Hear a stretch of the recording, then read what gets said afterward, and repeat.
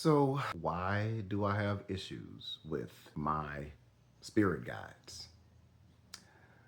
This is what I'm going to talk about today. First, let me backtrack a little bit about one of my exit experiences. So, when you come out of the body, you'll definitely feel yourself lifting up most of the time, especially if you're conscious during those times. Well, this time I'm lifting up and I'm coming out. Around that time, I decide to brighten up. In other words, cast my light. And the reason I decided to cast light was mainly because I figured if I change my frequency, I would be able to go to a different part of the astral plane, like a higher level, because higher frequencies, you can go to higher areas of the astral plane. Well, what I didn't realize was my my guide had already grabbed me from behind and was already carrying me somewhere. So I lit up again thinking, okay, maybe I can still get to wherever I want to go. Well, that didn't quite happen.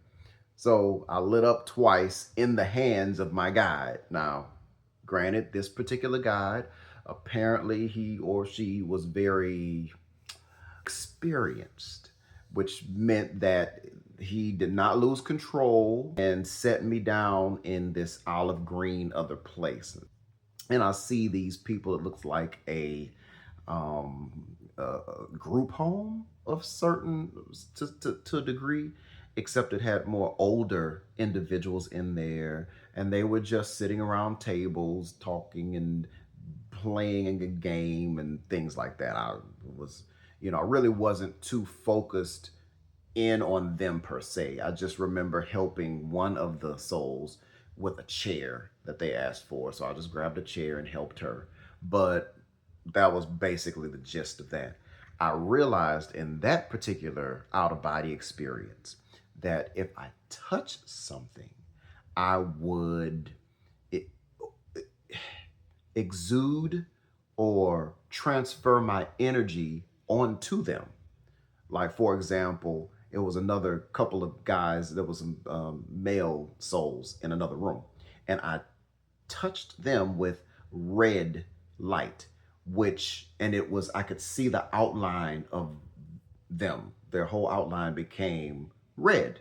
Now, at that point, they could either go with the feelings. I know red means certain things. All colors mean certain things.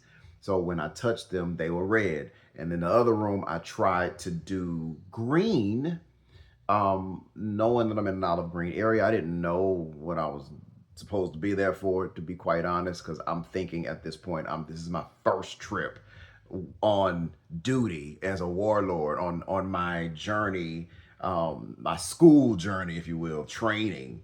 So I'm looking around and I'm not sure what the hell to do. I'm looking at my hand like, ooh, green and green and blue. And it somehow, when I tried to do straight green light, it was more like green and blue, like an aquamarine. And so that's kind of why I didn't know, what was going on in that room, but it was interesting to see that. So fast forward to the next out of body experience. I'm in a dream. I didn't realize it was in a dream at the time, but I put my key in an ignition of a car. I'm sitting here and I see this. There's another lady in another car. She was pretty much in the passenger side of another car. And I don't know, I didn't really pay her too much mind. I just remember feeling this buzz, this weird sensation. And I'm thinking, okay, this is weird. Okay. It goes away. Then I feel it again, but this time it was a lot stronger. And it became so strong to where I could not move. I felt paralyzed. And I'm just kind of like, what the hell? So I was like, literally like, I'm laughing, but at the time I was like, what the fuck going on? So I literally fall out of the car because I'm paralyzed, right? And As the paralysis subsides, I'm grabbed from behind, like my shirt, and by this guide who takes me to some other little area. I see a screen. And I'll remind you, when he was grabbing me, I just went limp. I was like, fine, just take me, like, fine. Ragdoll. He just grabbed me. Remind you, I've just been paralyzed and I didn't know what the hell was going on. I thought I was experiencing sleep paralysis until I looked up. Well, is it possible that guides have the ability to paralyze you? And sure enough, my friend Gemini tells me, yes, they in fact do have the ability to paralyze and essentially mute or not suffocate, but reduce your light. And that's what ended up happening. So in retrospect, I'm thinking, well, maybe it was because I lit up that time with that other guy. I didn't know. Y'all, apparently you're not supposed to brighten up when you're being carried by a guide. But this next OBE that I had, it was maybe a day or two later. And I come out of my body again thinking, okay, maybe I won't, I can hurry up so I'm not grabbed by these guys. I can just hurry up and move out of my body. Well, I wasn't fast enough. So I come out and then I feel this the same buzz sensation again. Now, mind you, I was barely even out of my body, y'all. I still had that look covering over my face. Like I didn't have a chance to do anything, but they buzzed me and then grabbed me again. And then took me to this area where it looked like a stage. The stage had these black curtains, but it was full of black women.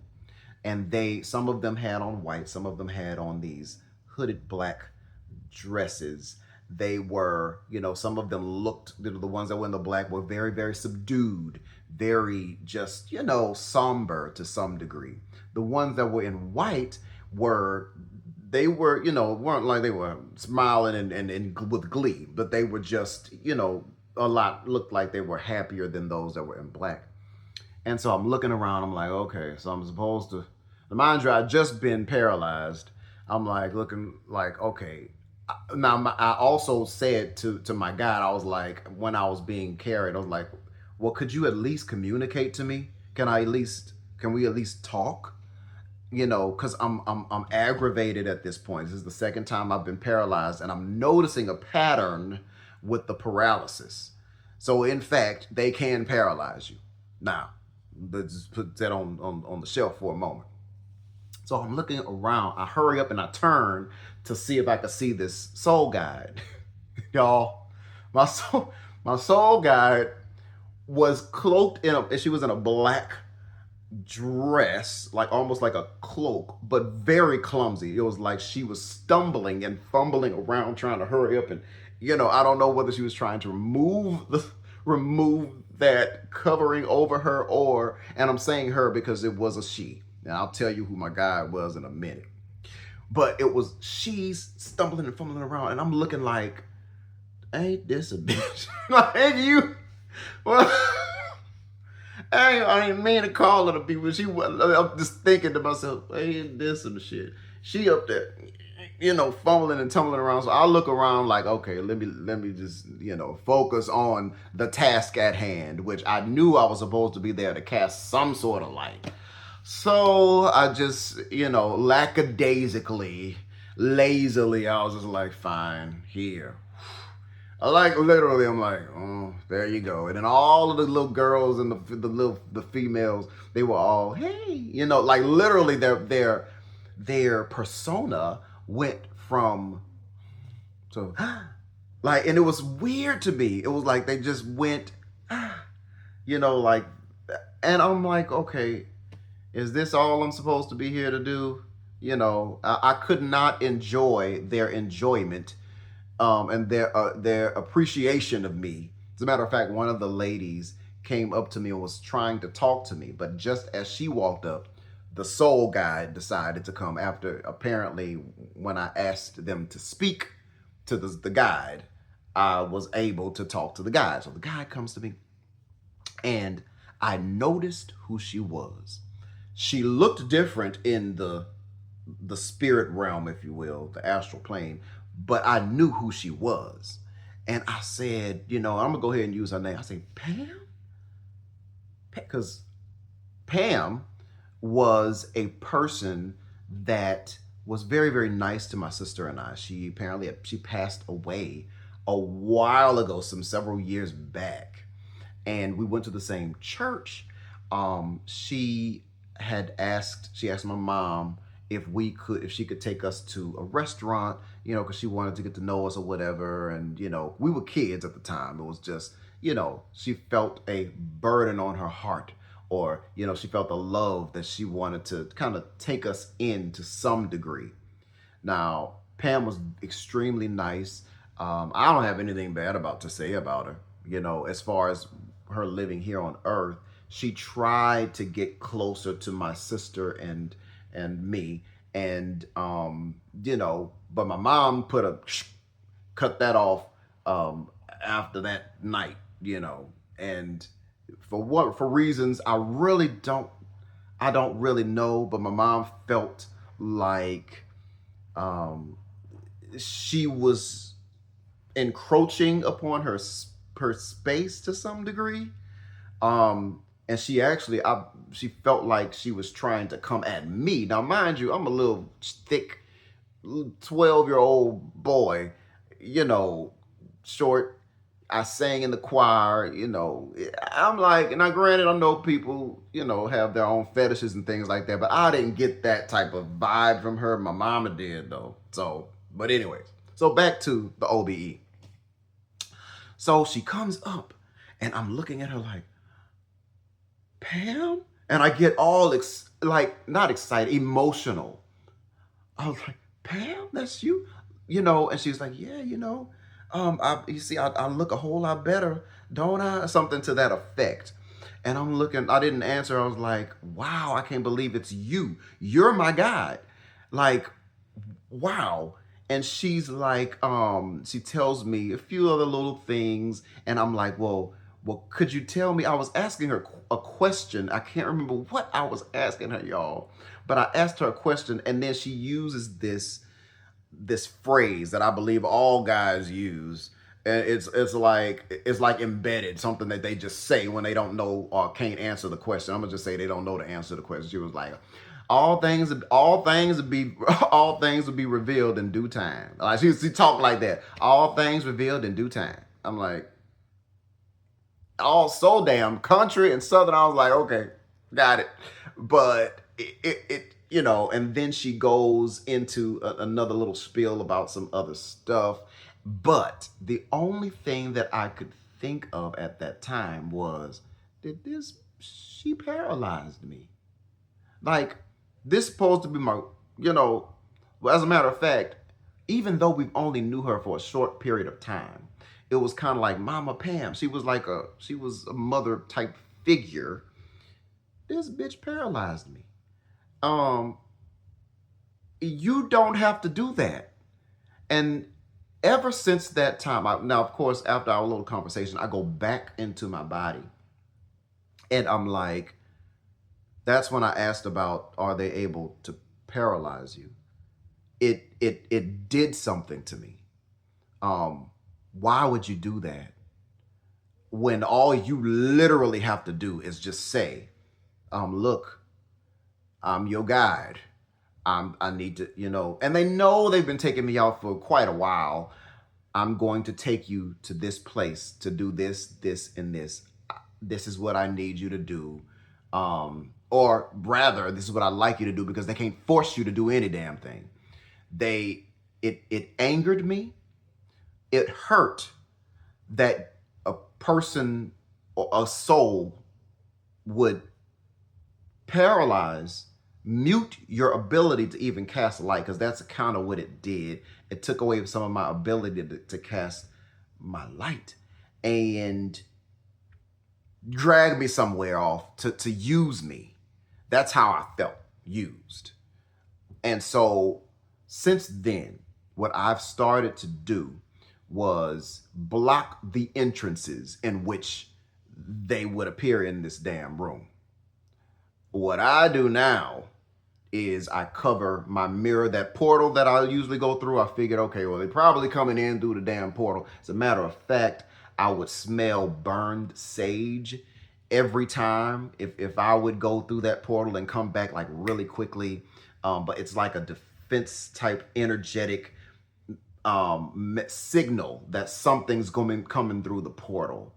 And I couldn't for the life of me figure out, why am I still smelling sage? I didn't go through the portal the last time. Why am I still smelling sage? Sure enough, it was from the guide coming through.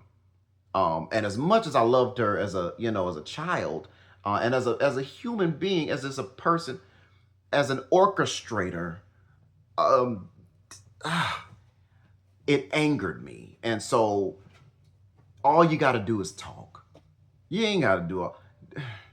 Who does that? It's like, that's an abduction move.